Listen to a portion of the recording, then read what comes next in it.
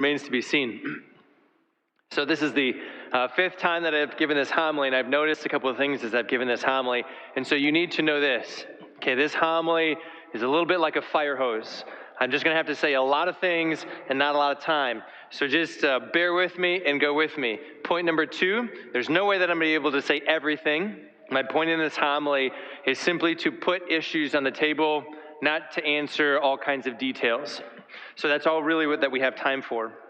As we enter into this second weekend of homily series on Catholic social teaching, I want to begin by giving us some important perspective points to help us understand what Catholic social teaching is and how it is that we use it, what it's for. Okay, so point number 1, Catholic social teaching is not about politics.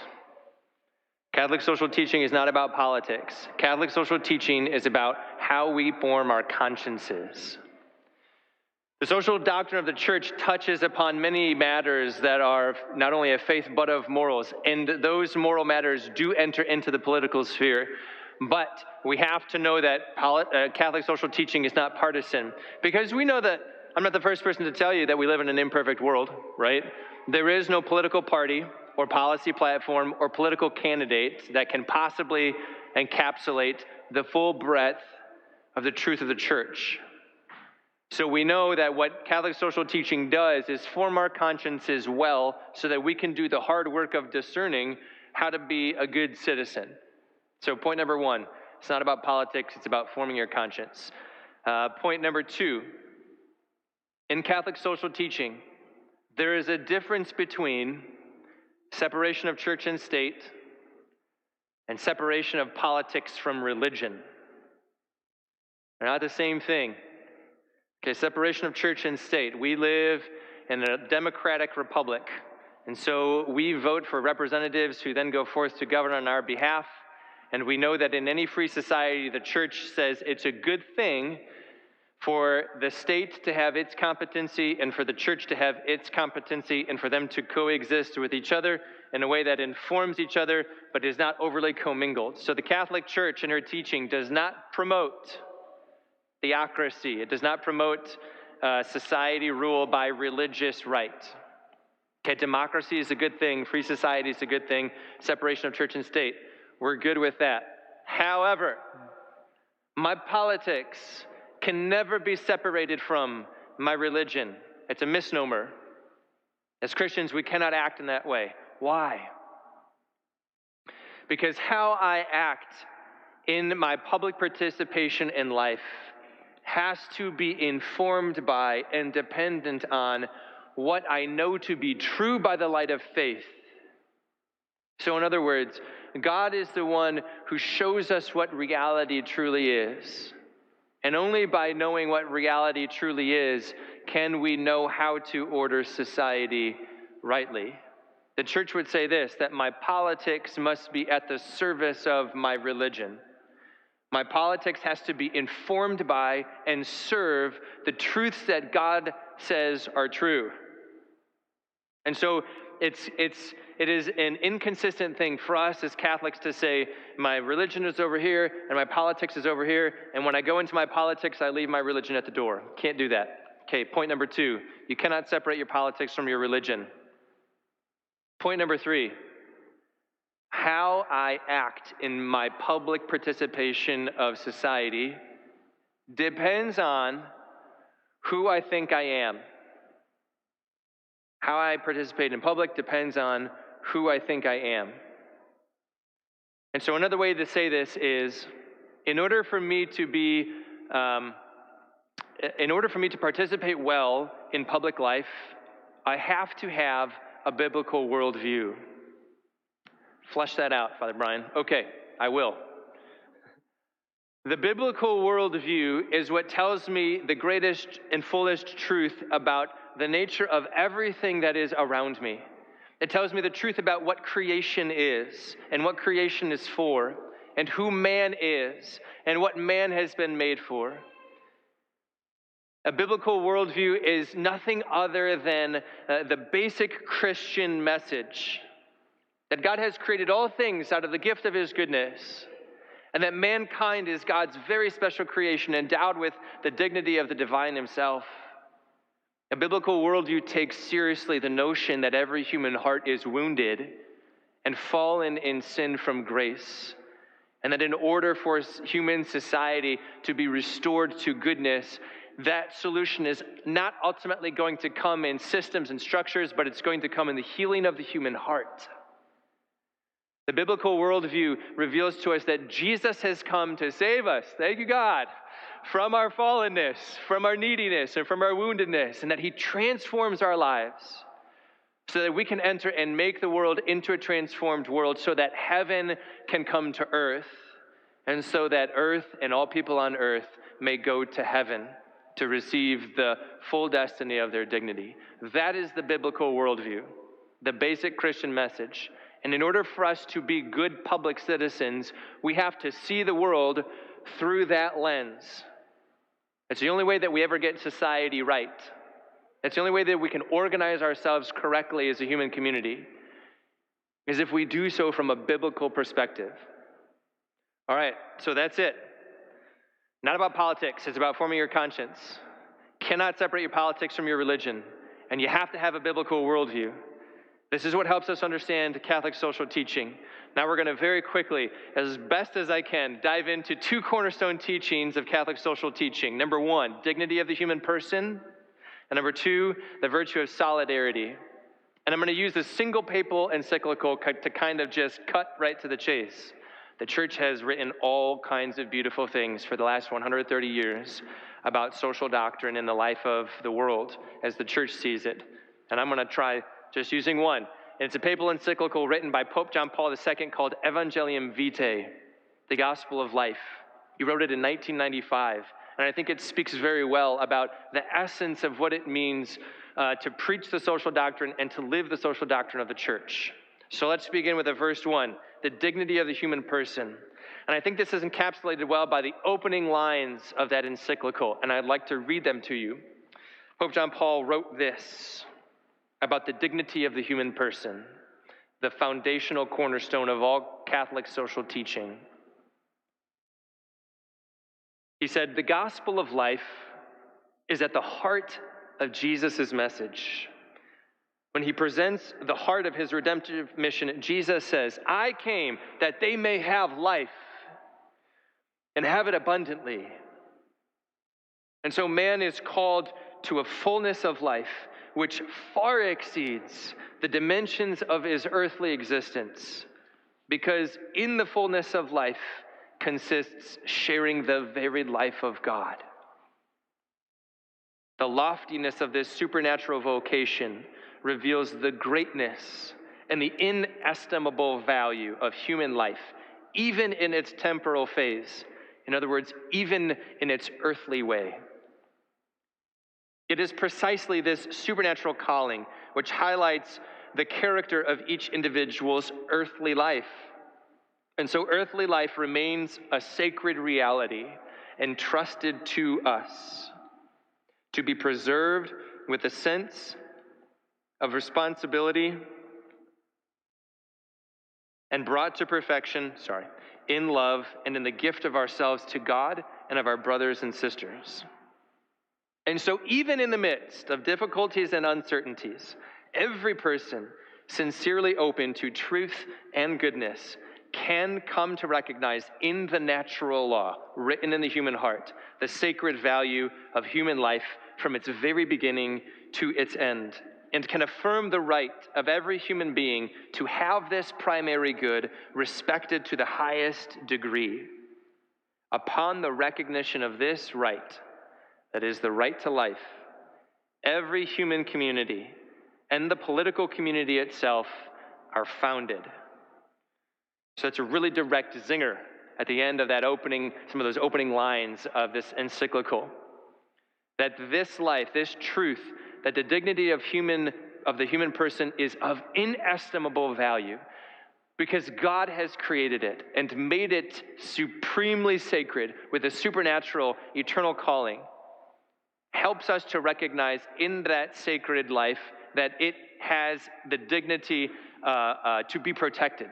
That every human life, and in fact, the protection of every human life is the very foundation of any human community, and in fact, of any political community. And so this truth about the dignity of the human person in respect to every human person's right to life is why the church speaks so publicly and so insistently about certain moral matters that touch upon even political realities and public policies. So we're speaking about hot-button issues that determine whether or not a society believes life is sacred and worthy of living, like the issues of euthanasia and assisted suicide, and the issue of abortion.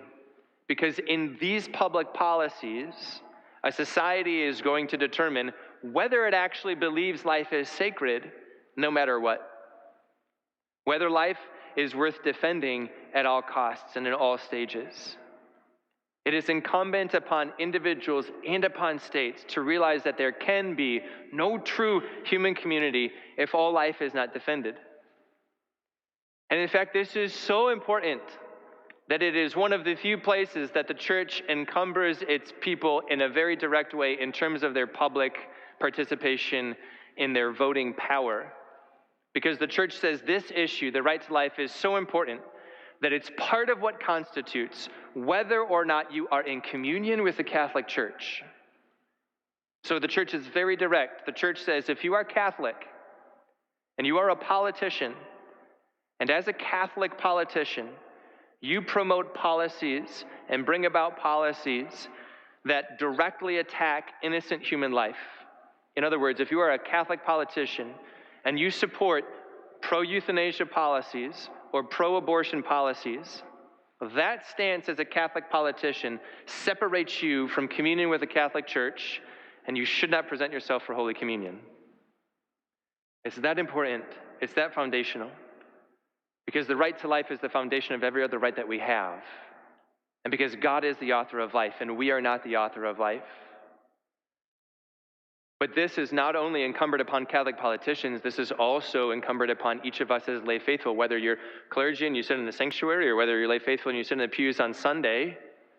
The church also says this, that if you are a Catholic, and even if you are not a politician, if you vote, if you use your voting power for policies or politicians because they are pro-abortion or because they are pro-euthanasia.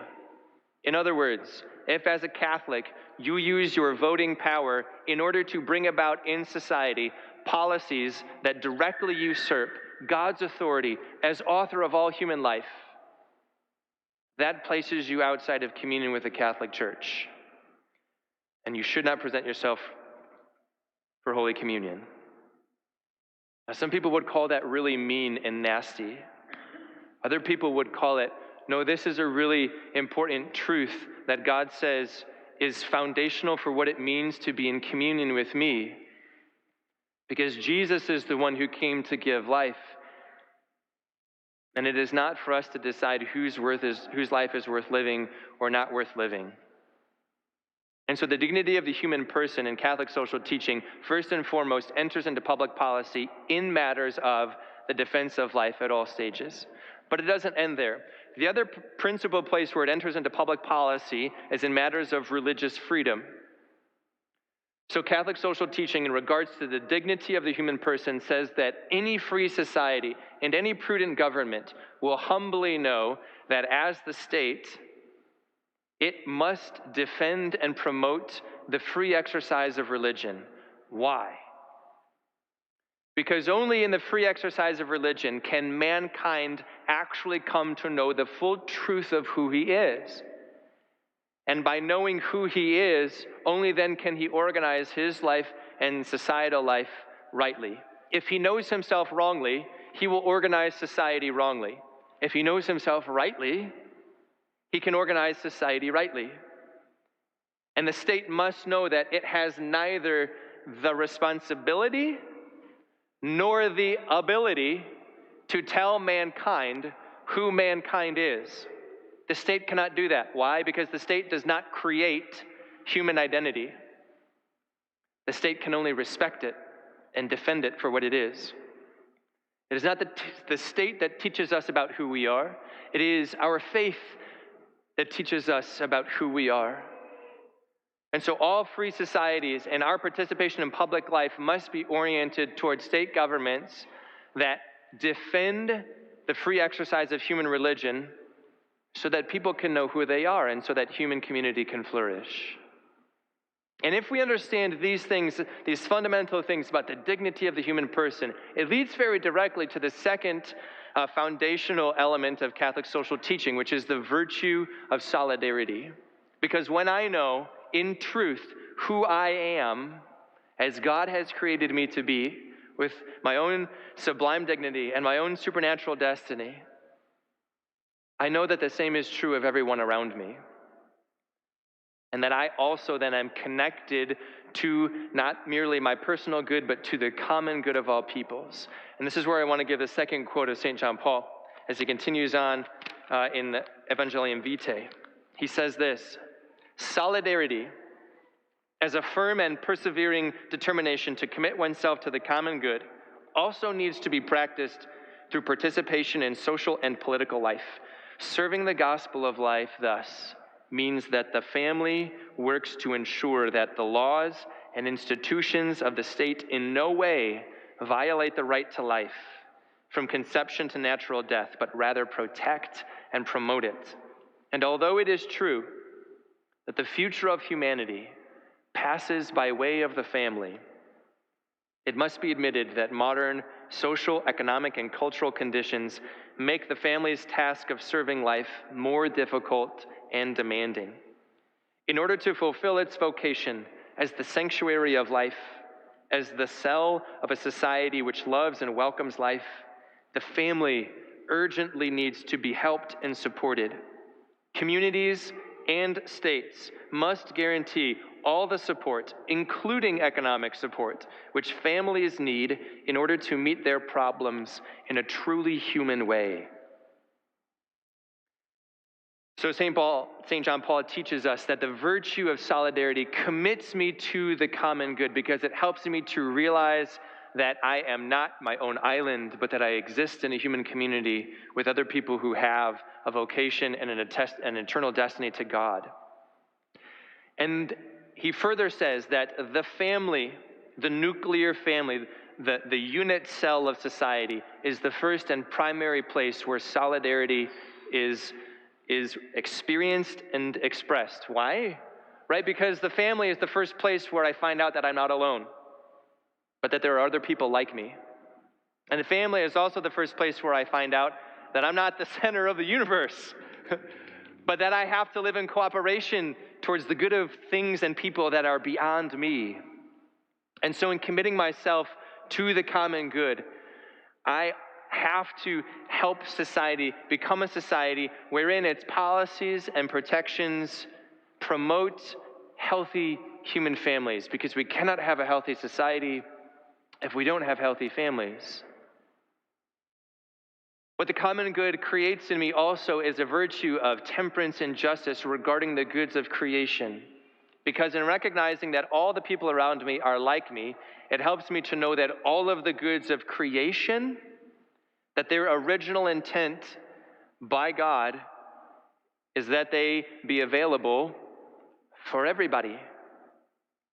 All of the good of creation is for everybody. It's for the common good. There is no part of creation that is allowed to be had and possessed by only some people to the exclusion of other people. God has not intended that this way.